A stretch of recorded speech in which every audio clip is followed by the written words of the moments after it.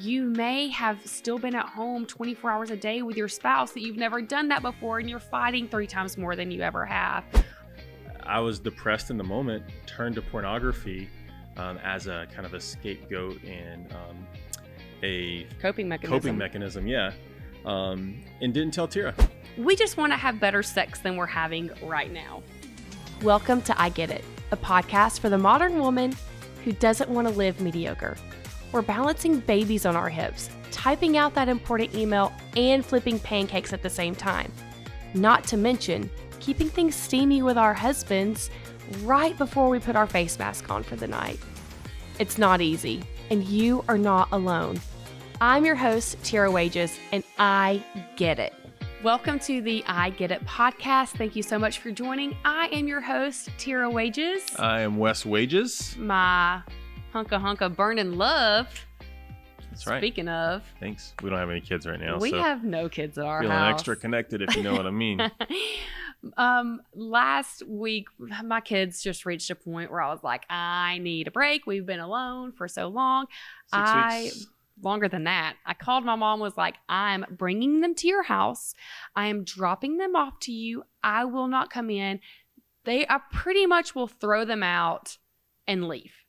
So for two... We didn't do that, by the way. It was a whole transaction where we placed them carefully in the arms of her parents. So. But that's what the conversation was. I had reached the point where I was ready to just like do a drive-by, throw them in the front yard, and keep going. And I love my children, but having 2 nights in our own home is just incredible. Oh, yeah. It blows my mind. Every time you just walk through the house and it's just quiet. Yes. I'm like, is this what it's like? Literally this morning, Tira, got up and I was like, is this what it's going to be like when we're retired or like empty nesters? Like, it's going to be so quiet around here. Yes. Which we're going to miss it. Yes. Hands down. Yes. Right? But in this moment, it's like a miracle. It's just so peaceful. It's so peaceful. For people who have family close by, my parents are 2 hours away. So it is not a situation where they can just have them on a Thursday night. You know, we'll sometimes be out and see other friends that don't have their kids. And they're like, yeah, my mom just called and said, bring them over. And my mouth just drops. Like, I don't know what that is like. So for us to get these 2 nights, we walked last night, did some takeout, had a picnic. We are like 2 new human beings. Right. Yes. So it was very, very nice. And now today we're going to talk about something when you don't feel like 2 new human beings. We today are going to be talking about the power and importance of counseling and getting help when you need it and really taking the shame out of it. Because our generation, and I think our generation is doing a better job, but definitely our parents' generation, the generation before us, they view it as therapy. And the word therapy has a negative connotation, like, oh, there's a problem. You're broken. You need a therapist. Yes. You know, and I really think that we, in our generation, we are trying to rewrite that and view it as something much different. And I like calling it marriage coaching. Well, no, there's a difference. We're actually going to talk about the difference between counseling and coaching. Yeah. Sorry, you have not read that. I just added that into the notes right before you sat down. Because there is a difference. And there's really even a difference in therapy, using a psychologist if you need some antidepressant medicine or things like that a regular counselor cannot give you. Yeah. So there are different levels to it, but I think more people need counseling and some type of either therapy, counseling, coaching than we realize. We are all walking through very unique paths. And I wanted to do this episode specifically during this season because we are still in and trying to come out of the coronavirus pandemic that has wrecked our world truly. And if your household hasn't been financially impacted, you may have still been at home 24 hours a day with your spouse that you've never done that before and you're fighting 3 times more than you ever have. Or your kids have been affected. Their worlds have been flipped upside down. Your world has been impacted some way from this epidemic. And so I just really think it's important to have this conversation. Do a self-check, see where you are, and get help. Absolutely. And in a generation, like you said earlier, like this is not, counseling is not a bad thing. Therapy is not a bad thing. These are things that are helping you through it. And I will say, if you are self-aware enough to say, hey, I need help, props to you for knowing that versus not doing it and something bad going wrong. Yes, which we've walked through. Yeah. We actually have experienced that where we needed it at one point and we didn't get it. We waited until we were broken. Yeah. Kind of to get it. We will definitely talk about that. That's cool. So true. Something that Wes had said to me at one point is we spend so much time preparing for our career. We go to college and we do all of this training, all of this work to go into this career for us. And then once we're in it, we go to conferences, we go to all of these things so we can be better at what we're doing. But we are not spending any time preparing and learning and researching our marriage and investing into that or to ourselves. And why are we putting so much into all of these other things when the lifelong relationship that you have is falling behind? Mm-hmm. And that was... I like to think of it as like a baseball coach too. It's like you get all this coaching to be better at sports, right? But it's just like there's this huge thing that's a part of your life. One of the probably over any sport, over any child, anything like that.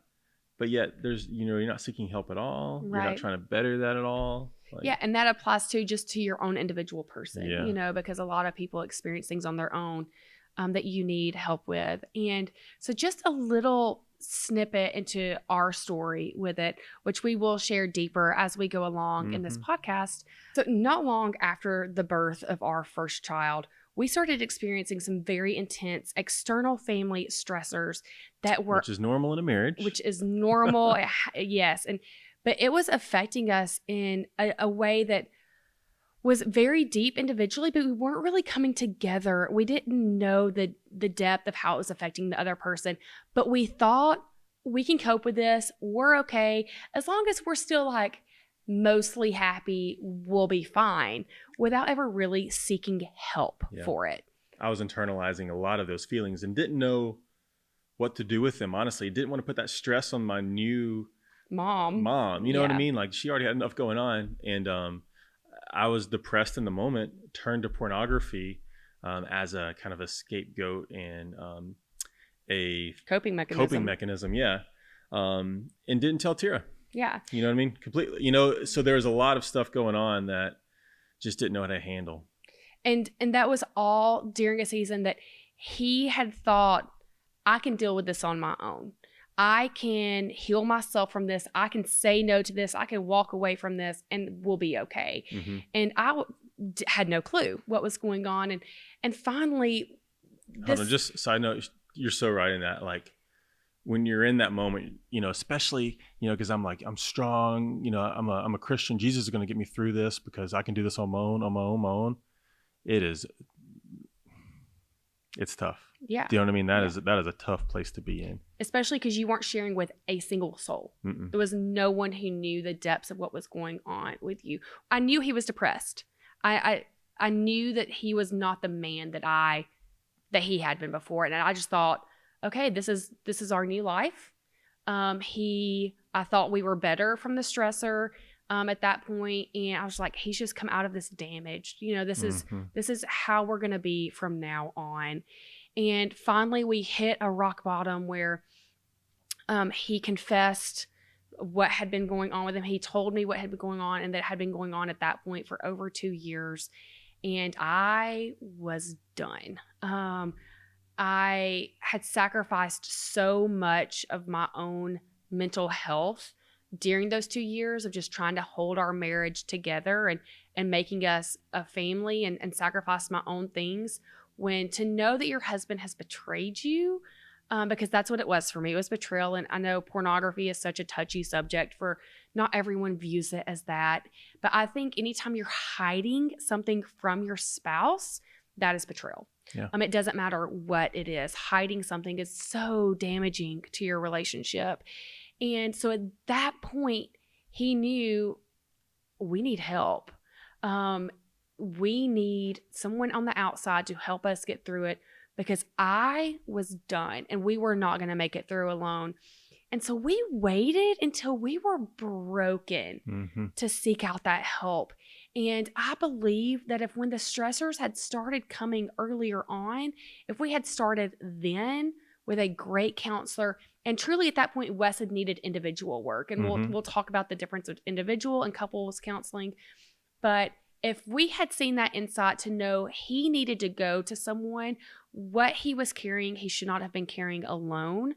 I think that would have changed the entire trajectory of our experience. Yeah, taking away the shame, not only what you're experiencing, taking away the shame of seeking help. For sure. And going to a therapist or a counselor. Right, and that's why you didn't go for so long. Yeah. Because you didn't know that you could. You didn't know that it was okay.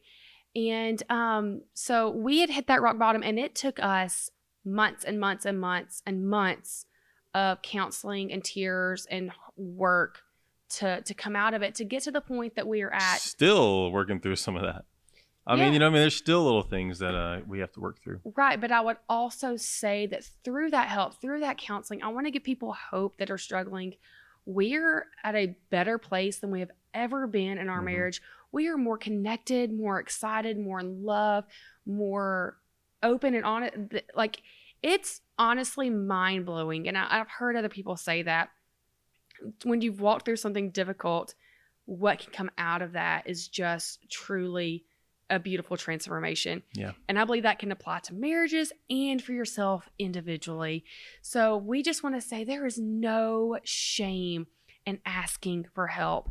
There is absolutely nothing wrong with it. And those people are trained to come alongside of you, to listen to you, to offer advice and counsel, to help you be your whole self. And I promise you, you're a normal human being. You are a normal human. The things that you're going through right now, you feel so alone in, like, believe me, and counselors understand that. They see it all, what I mean? But like, you're a normal person. Yeah. And so I want to talk about when do you seek out a counselor? At what point should you go to counseling? And I will obviously first say that don't wait until your life is falling apart. But I would say for anyone, especially just the level one, if you've gone through any kind of trauma, and trauma being some type of loss, a loss of a parent, loss of a child, loss of a job, something. Oh, great. It's 12:49 p.m. Something happening to you, your physical body, your home, any type of traumatic situation, that is a bottom line. Definitely seek counseling for. Whether you think it's big or small, whether you think you can handle it yourself or not. Absolutely.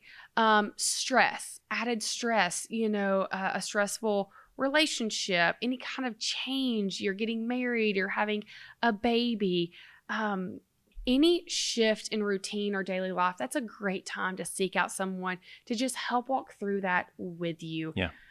And if you have gone through something in your childhood that still affects you, and honestly, you may not even know that it affects you. When we were talking about counseling for me, in our relationship, we were talking about me when I was a 2-year-old kid. We brought up things that I had no idea were still affecting my relationship with Wes. But they do. So if you've experienced something 20 years ago that you've never worked through, it will affect you. It does affect your insides in a way that you may not realize. Yeah, there's not a person listening who... Honestly, that I believe that. Yeah, who has something that has affected them in a negative way, you know what I mean, or just affected them. Yes, yes. And so again, because we're saying all of these things in some form or fashion, you probably fall into that. So just don't feel shame if you are like, yeah, I've debated it. I might need it. If it's ever crossed your mind, just do it. Yep. And then this week is sponsored by counseling service XYZ. And so then I want to talk about the difference between couples counseling and independent counseling. And I think that there is a time and a season for both. We have friends that are married, but they both see their own individual counselors because that's what's right. That is what is right for them. But when everything had started for us, Wes should have been going to individual counseling because it was something that was affecting him at that time much stronger than it was me. I should have still been going. I should have been going to know how to support him and how to love him through that. And then after that, we should have been going to couples counseling. If it is something that is affecting your marriage, if it's something that the two of you aren't communicating on, that you need to be there for each other in a different way, or you have past trauma that's affecting your now current relationship, whether it's a sexual trauma, like a abandonment problem, a trust issue, that is a time that you both could be going together to do that. And now I want to talk about the difference between getting a counselor, a coach, a therapist. A therapist, I mean, they do counseling, but if you struggle with depression, maybe you have a family history of depression, bipolar, any kind of mental illness, that is where a therapist that can give medications, there is no shame in that at all. They can come alongside of you. I don't even want to call it an illness. It's just like... Well, but that's what they refer to it as a mental illness. But just know that it's like you're a normal person. You know what I mean? It is common, and you are not alone in that for sure. But that is when you really need to seek out a therapist. If it is a deeper issue other than just an individual moment. Yeah. That's where a good therapist could come in. So if it's a long-term issue, a counselor is someone that is great for those trauma moment, like, hey, we're going through this change. We have stress. We just need somebody to work with us through this moment. That is when a counselor can really come in and help you be a team to work through that. Yeah. And then a coach is when you're doing well, like you finally got the communication down, you kind of worked through the different traumas and stresses, and now you need somebody to come alongside of you to help you get to the next level of your relationship. Wes and I actually met last night for the first time with a coach that's going to help us. There's a specific area of our life, I'll just say it. We met with a sex coach. Is that okay? Do you mind saying that to the humans? Yeah, he's a lot more than that. But like that is a part of it, you know. And we met him because he was teaching an online class about human connection and how we can connect with each other on a deeper level. I just haven't figured it out yet. I don't know how we've had 4 babies. Stop. But he was helping us connect. And through that, we discovered he happens to be a sexologist. We struggle. I struggle. Tira said a lot of words that were uncomfortable for her. Because sex makes me uncomfortable, and because I have past trauma with different sexual experiences that I've had, that he is going to come alongside of us and hopefully help me break down those experiences, and which we work through a lot with our counselor. I've worked through my past trauma with counseling, and now he is going to come and help me go past the trauma to now hopefully put it to good use. So we're about to level it up. We are using protection for all of our friends that are listening. We do not plan on having another child. If we have a 5th baby, it will be just as much a surprise to us as it is to you. I just want to say that. We just want to have better sex than we're having right now. Yeah. So that's where a coach comes in. And is that okay to say? Sure.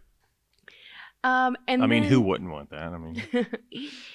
And then lastly, talking about how to find a good counselor, how to find a good person, because we actually didn't start with our original counselor. We saw someone before we found the one that was right for us that just wasn't a good fit, and we knew it, and we weren't getting feedback from them. And so you may have to try a couple of different people out before you find someone you really click with. Don't be discouraged if it isn't the very first person you meet with and talk with. Yeah. Don't give up immediately.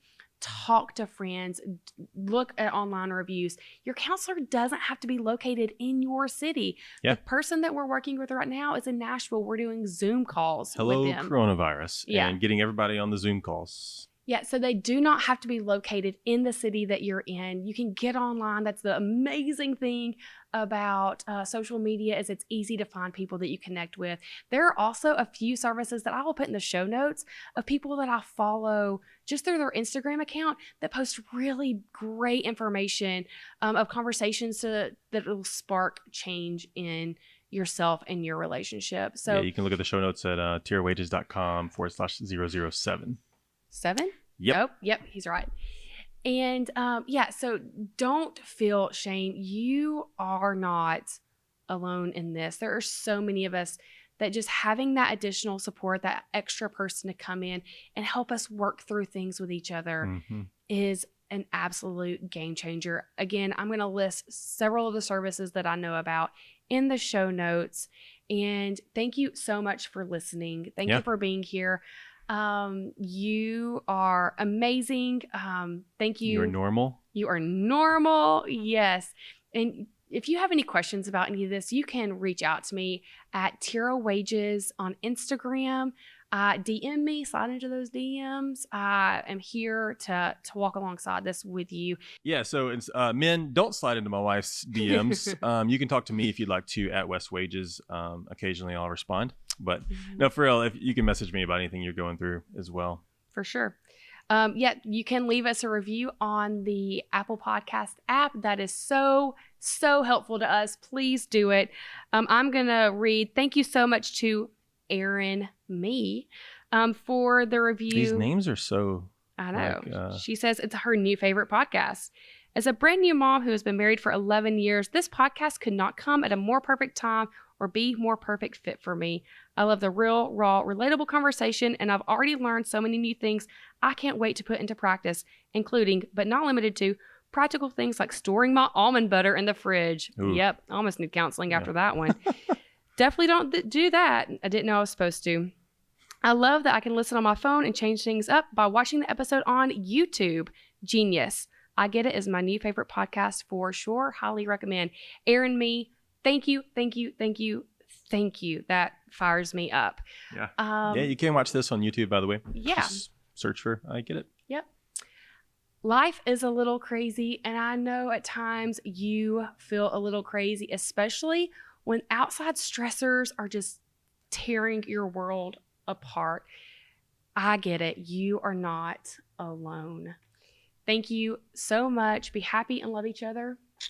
Peace. See ya.